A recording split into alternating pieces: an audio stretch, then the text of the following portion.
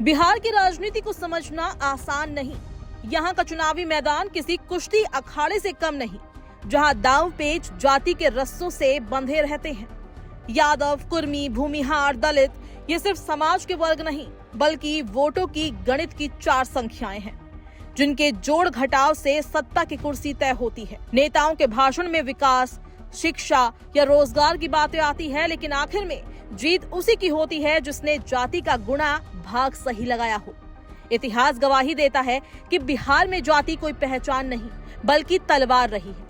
90 के दशक के 12 और लक्ष्मणपुर बाथे जैसे नरसंहार आज भी याद दिलाते हैं कि जब जाति के नाम पर जुनून भड़कता है तो इंसानियत हाशिए पर चली जाती है। आज भी गांव में छोटी सी बात पर जातीय टकराव हो जाते हैं और सोशल मीडिया पर हम बनाम वो का माहौल गर्म रहता है।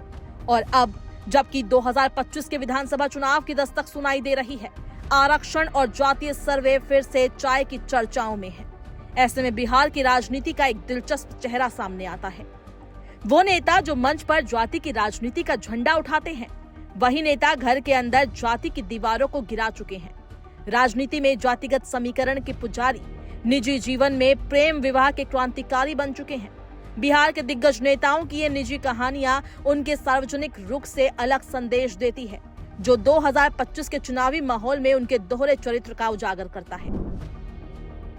आरजेडी के नेता तेजस्वी यादव का राजनीतिक मंत्र है MY, यानी मुस्लिम यादव एकता।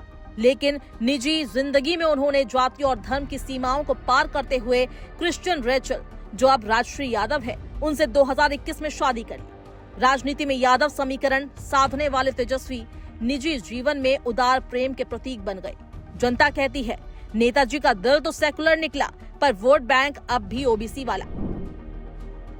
बिहार की राजनीति के 2 दिग्गज सुशील कुमार मोदी और रामविलास पासवान भले ही आज हमारे बीच ना हो, लेकिन उनके निजी जीवन के निर्णय उनके दोहरे रुख को दर्शाते हैं। एक तरफ सुशील कुमार मोदी, वैश्य पृष्ठभूमि के नेता, जिन्होंने 1986 में केरल की ईसाई जेसी जॉर्ज से प्रेम विवाह किया।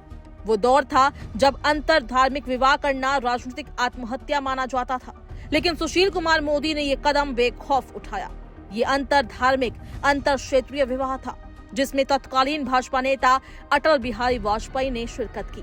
वहीं दूसरी ओर एलजेपी संस्थापक रामविलास पासवान, जातीय राजनीति के माहिर खिलाड़ी, जिन्होंने अपने दलित वोट बैंक को कभी ढीला नहीं छोड़ा, मगर निजी जीवन में उन्होंने 1983 में ब्राह्मण रीना शर्मा से शादी करके सामाजिक दीवारें तोड़ दी। जेडीयू नेता अशोक चौधरी की बेटी और सांसद शांभवी चौधरी ने साल 2022 में भूमिहार सवर्ण सायन कुणाल से विवाह किया। नीतीश कुमार खुद इस सगाई में मौजूद रहे।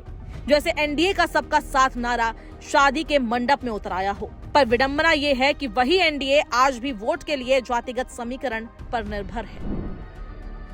बीजेपी के सैयद शाहनवाज हुसैन ने 1994 में पंजाबी हिंदू रेणु शर्मा से शादी की, जो उस समय के लिए किसी राजनीतिक क्रांति से कम नहीं थी। उधर पप्पू यादव, जो हर भाषण में गरीब यादवों की आवाज बनने का दावा करते हैं, उन्होंने पंजाबी सिख रंजीत रंजन से विवाह किया। दोनों की प्रेम कहानी भी जाति के बेड़ियों पर भारी पड़ी, लेकिन जब चुनाव आते हैं तो वही पप्पू यादव वोटों की कसौटी पर खरे उतरने की कोशिश करते हैं। ऐसे तमाम नेता निजी जीवन में जाति धर्म की दीवारें तोड़ रहे हैं, मगर उनकी पार्टियां और चुनावी रणनीतियां अब भी जाति के इर्द गिर्द घूमती है। बिहार में शिक्षा बढ़ी, सड़कें बनी, मोबाइल गांव तक पहुंचा, पर जाति की जड़ अब भी उतनी ही मजबूत है। 2023 के जाति सर्वे ने दिखा दिया कि नेता चाहे कितनी भी आधुनिकता की बात करें, उनकी राजनीतिक कंपास अब भी जातीय उत्तर की दिशा दिखाती है।